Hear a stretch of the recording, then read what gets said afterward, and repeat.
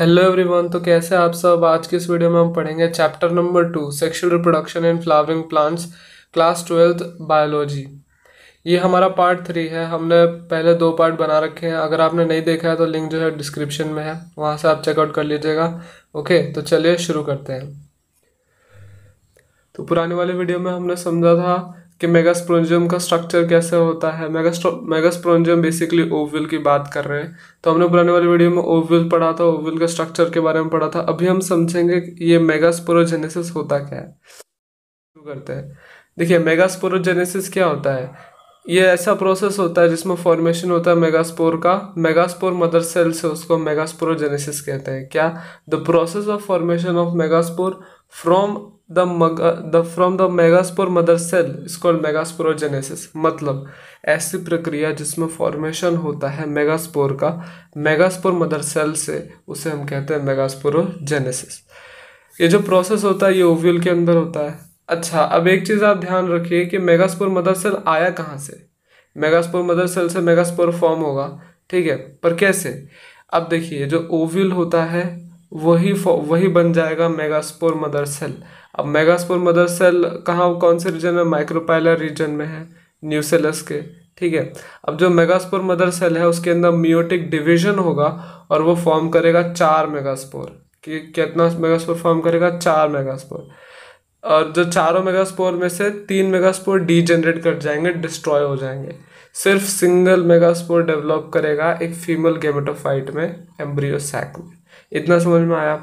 ये जो मेथड होता है एम्ब्रियो सैक फॉर्मेशन का, एक सिंगल मेगास्पोर से, उसको हम मोनोस्पोरिक डेवलपमेंट बोलते हैं। एक सिंगल मेगास्पोर से जो एम्ब्रियो सैक का डेवलपमेंट होता है या फिर फॉर्मेशन होता है, उसको हम बोलते हैं मोनोस्पोरिक डेवलपमेंट। मोनोस्पोरिक क्यों? क्योंकि सिंगल मेगास्पोर से डेवलप कर रहा है। जो न्यूक्लियस होता है फंक्शनल मेगास्पोर का, फंक्शनल मेगास्पोर जो सिंगल मेगास्पोर बचा था उसकी बात कर रहे हैं। जो न्यूक्लियस होता है फंक्शनल मेगास्पोर का, वो डिवाइड करता है माइटोटिकली। कहने का मतलब क्या है? जो न्यूक्लियस होता है मेगास्पोर का, जो सिंगल मेगास्पोर बच गया था, उसका जो न्यूक्लियस होगा वो माइटोटिकली डिवाइड करेगा और फॉर्म करेगा 2 न्यूक्लियाई को। ठीक है, जो मूव करेंगे opposite poles to form 2 nucleate embryo sac. मतलब साइटोप्लाज्म अलग नहीं हुआ है, एक मेगास्पोर से 2 न्यूक्लियाई फॉर्म हो गए। ठीक है, और 2 न्यूक्लियट एम्ब्रियो सैक हो गया है। यहाँ तक समझ में आया? चलिए आगे बढ़ते हैं। तो अभी तक हमने समझ लिया था कि भाई जो एक मेगास्पोर मदर सेल है उसमें से 2 न्यूक्लियाई फॉर्म हो गए। ठीक है, तो और साइटोप्लाज्म अलग नहीं हुआ, जैसे कि आप देख सकते हो डायग्राम में। अब यहाँ पर एक और न्यूक्लियर डिवीजन होगा तो फिर 2 से 4 हो गए, फिर एक और न्यूक्लियर डिवीजन होगा तो 8 न्यूक्लियर स्टेज आ गई है, 8 न्यूक्लियस हो गया। अब 8 न्यूक्लियर स्टेज के बाद, ठीक है, अब क्या होगा कि 3 सेल माइक्रोपेलर एंड पे चले जाएंगे और 3 सेल आ जाएंगे आपके चलाजल एंड पे, और जो 2 सेल्स बचे हुए हैं वो बीच में रह जाएंगे। इतना आपको समझ में आया? अब देखिए ये वाला एरिया, देखिए ये वाले एरिया में ये जो बाजू वाले जो 2 सेल्स है वो सिनर्जिड्स, और जो बीच वाला जो सेल होगा उसे हम एग बोलेंगे, और जो बीच वाले जो 2 सेल उसे सेंट्रल सेल बोलेंगे, और जो नीचे वाले सेल्स है उसे हम एंटीपोडल सेल्स बोलेंगे। अब ये देखिए, अब नेक्स्ट स्टेज में क्या होता है। अब नेक्स्ट स्टेज में क्या होता है कि जो जितने सारे के सारे सेल्स, अब सारे के सारे सेल्स में सेपरेट सेल वॉल आना शुरू कर जाएंगे। ठीक है, अब ये तो न्यूक्लियस है ना, अब ये सेल्स बनना शुरू करेंगे। सेल्स कैसे बनते हैं? जब सेल वॉल आती है। ठीक है, तो अभी हम देखते हैं। अब देखिए जो चलाजल एंड पे ये जो 3 सेल्स है, इसे हम एंटीपोडल्स बोलेंगे। इनमें भी सेपरेट सेल वॉल आ गई है, तीनों के लिए सेपरेट सेल वॉल है, तो 3 सेल अलग हो गई है। अब हम बात करें माइक्रोपोलर एंड में, तो तीनों का भी, तीनों जो सेल्स है माइक्रोपोलर एंड में, तीनों पे आ गया है सेल वॉल। लेकिन ये जो बीच वाले जो 2 सेल्स है इनमें नहीं आया है। इनमें कैसे आया है? इनमें दोनों के पास सिर्फ एक सेल वॉल आया है। ठीक है, तो इसीलिए कहा जाता है कि 3 सेल ऊपर, 3 सेल नीचे और 1 सेल बीच में। क्यों? क्योंकि 1 सेल है, इसमें 2 न्यूक्लियस है। ठीक है, सेल एक ही है क्योंकि एक ही सेल वॉल है, तो इसलिए हम बोलते हैं 8 न्यूक्लिएट है और 7 सेल्ड है। 8 न्यूक्लिएट क्यों है? क्योंकि 8 न्यूक्लियस है इसके अंदर एम्ब्रियो सैक में, और 7 सेल है। क्यों? क्योंकि सिर्फ 7 ही सेल वॉल है। ठीक है, इसीलिए एनसीईआरटी में कहा गया है कि एम्ब्रियो सैक में 8 न्यूक्लियस होते हैं और 7 सेल्ड होता है। ठीक है, आपको समझ में आया ये? तो यही चीज़ को अभी हम रिटर्न फॉर्म में समझेंगे।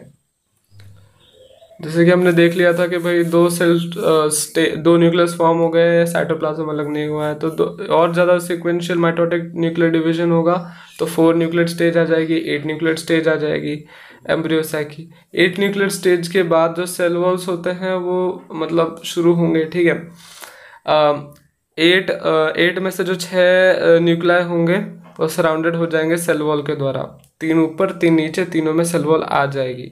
ठीक है, और जो रिमेनिंग जो 2 न्यूक्लियाई होते हैं जो बीच में, उन्हें हम पोलर न्यूक्लियाई कहते हैं, क्योंकि वो बीच में मतलब, ठीक है, एगापार्टस के होते हैं, इसलिए हम उसको लार्ज सेंट्रल सेल बोलते हैं। दोनों के दोनों का एक ही सेल वॉल आएगा। ठीक है, पर 2 न्यूक्लियस होंगे उस सेल वॉल के अंदर। 3 सेल्स ग्रुप किए जाते हैं टुगेदर मैक्रोपिलर एंड पे, जिसे हम बोलते हैं और कॉन्स्टिट्यूट करते हैं एगापार्टस।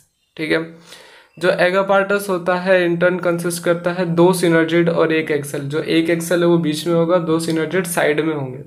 जो सिनर्जिड्स होता है उसमें एक स्पेशल सर्कुलर थिकनिंग होती है माइक्रोपिलर टिप पे, जिससे हम फुलिफॉर्म एपार्टस बोलते हैं, जो क्या करता है, जो पॉलन ट्यूब्स को है ना अपने पास लेके आता है। कुछ केमिकल्स रिलीज करेंगे सिनर्जिड्स और अपने आप पॉलन ग्रेन को पास खींच के लाएंगे, पॉलन ट्यूब को पास खींच के लाएंगे। देखिए, सिनर्जिड्स के ऊपर एक कुछ फुल सेलुलर थिकनिंग होती है। ठीक है, वो क्या करता है, उसे हम फुलिफॉर्म पार्टस बोलते हैं, वो पॉलन ट्यूब को खींच के लाता है। ठीक है, ओके, जो 3 सेल्स होते हैं वो चलाजल एंड पे, उसको एंटीपोडल सेल्स बोलते हैं। मैच्योरिटी एम्ब्रियो सैक में, एक मैच्योर एम्ब्रियो सैक में क्या होता है, 8 न्यूक्लियस होते हैं और 7 सेल्ड होते हैं। 8 न्यूक्लियट होता है और 7 सेल्ड होते हैं। ठीक है, इतना आपको समझ में आया? आगे बढ़ते हैं। तो अभी हमको पढ़ना है पोलिनेशन के बारे में। ठीक है, ये नया टॉपिक हमारा आ रहा है पोलिनेशन। तो चलिए शुरू करते हैं। तो पोलिनेशन क्या होता है? Transfer of pollen grain from anther to stigma of a pistil is termed as pollination. है ना, पोलन ग्रेन का ट्रांसफर एंथर से स्टिग्मा में, ठीक है, उसको हम पोलिनेशन बोलेंगे। पोलिनेशन बेसिकली 3 तरीके का होता है। Pollination is of 3 types, autogamy, geitonogamy and xenogamy. ये 3 तरह के पोलिनेशन होते हैं। ठीक है, तो सबसे पहले शुरू करते हैं, एक एक को ध्यान से समझेंगे। ऑटोगैमी की बात करते हैं। फर्स्ट, ऑटोगैमी क्या होता है? ऑटोगैमी क्या होता है? Transfer of pollen grain from anther to stigma of the same flower. Transfer होना पोलन ग्रेन का एंथर से स्टिग्मा में, सेम फ्लावर के, मतलब एक ही फ्लावर के अंदर, मतलब बाइसेक्सुअल फ्लावर होगा बेसिकली, वो मेल और फीमेल दोनों एक ही फ्लावर में प्रेजेंट है। यहाँ से पोलन ग्रेन निकला एंथर से और स्टिग्मा में ही रह गया, स्टिग्मा में चला गया। सेम ही फ्लावर, एक ही फ्लावर के अंदर पोलन ग्रेन एंथर से स्टिग्मा में ट्रांसफर हो गया। इसे हम क्या कहते हैं? ऑटोगैमी कहते हैं। देखो, ये बहुत ज़्यादा मतलब ऑटोगैमी है। ठीक है, तो ऑटोगैमी ऐसे फ्लावर्स के अंदर सिंक्रोनी चाहिए रहती है पोलन रिलीज और स्टिग्मा रिसेप्टिविटी के बीच में। देखिए, सिंक्रोनी का मतलब होता है तालमेल। ठीक है, ऑटोगैमी ऐसे फ्लावर्स के अंदर देखिए पोलन रिलीज होना चाहिए टाइम पे और स्टिग्मा रिसेप्टिविटी भी होनी चाहिए टाइम पे। स्टिग्मा रिसेप्टिविटी नहीं होगी तो जो अगर पोलन आगे गिरेगा भी ना स्टिग्मा के ऊपर तो वो उसे नहीं लेगी। तो स्टिग्मा रिसेप्टिविटी होनी चाहिए, पोलन रिलीज सही टाइम पे होना चाहिए, तभी जाके ऑटोगैमी हो सकता है।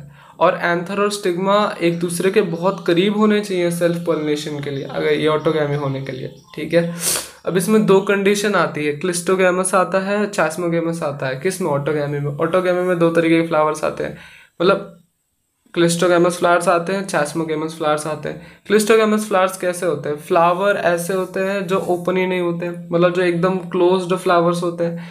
क्लिस्टोगैमस फ्लावर्स ऑटोगैमस होते हैं क्योंकि कोई चांस ही नहीं है क्रॉस पोलिनेशन का।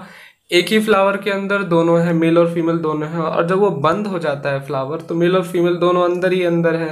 अब ट्रांसफर तो होना ही है, क्रॉस पोलिनेशन कोई चांस ही नहीं है, तो इसे हम क्लिस्टोगैमस फ्लावर्स बोलेंगे। क्लिस्टोगैमस फ्लावर्स प्रोड्यूस करते हैं एश्योर्ड सीड। ठीक है, पोलिनेटर्स हो या ना, इससे कोई फर्क नहीं पड़ता है। चैस्मोगैमस फ्लावर्स की बात करें तो यहाँ पर एंथर और स्टिग्मा एक्सपोज्ड होंगे, मतलब खुले हुए होंगे। ठीक है, अब मेल और फीमेल अंदर ही अब होगा यहाँ पर सेल्फ पोलिनेशन। एग्जाम्पल्स हम देखें दोनों फ्लावर्स के तो वो हो जाएंगे वायोला, जिसे हम कॉमन पेन भी बोलते हैं, ऑक्सैलिस हो गया और कॉमेलिना हो गया। ये सारे एग्जाम्पल्स आप याद रखिएगा, ठीक है। तो आगे बढ़ते हैं। तो अभी हम सब बात करेंगे नेक्स्ट टू टाइप्स की। तो अभी हम बात करेंगे गिटोनोगैमी की। तो गिटोनोगैमी क्या होता है? Transfer of pollen grain from anther to stigma of different flower of the same plant। अच्छा, हम जानते हैं कि एक प्लांट पर बहुत सारे फ्लावर्स होते हैं, तो एक ही प्लांट के ऊपर एक फ्लावर से दूसरे फ्लावर में जब ट्रांसफर होता है pollen grain एंथर से stigma of the different flower, तो उसे हम गिटोनोगैमी बोलते हैं। ऑटोगैमी में क्या हो रहा था, मैं आपसे पूछूं तो आप बता सकते हो? देखो, ऑटोगैमी में क्या हो रहा था कि एक ही फ्लावर है, एक ही प्लांट का एक ही फ्लावर के अंदर मेल और फीमेल जब ट्रांसफर होता है तो उसे हम ऑटोगैमी कहते हैं। बेसिकली बाइसेक्सुअल फ्लावर में हो रहा है, ठीक है। मैं बात कर रहा हूँ कि भाई एक प्लांट है लेकिन दो फ्लावर है, एक फ्लावर से दूसरे फ्लावर में, एक फ्लावर के एंथर से दूसरे फ्लावर के स्टिग्मा में जो पॉलन ग्रेन ट्रांसफर होता है उसे हम गिटोनोगैमी कहते हैं। समझ में आया?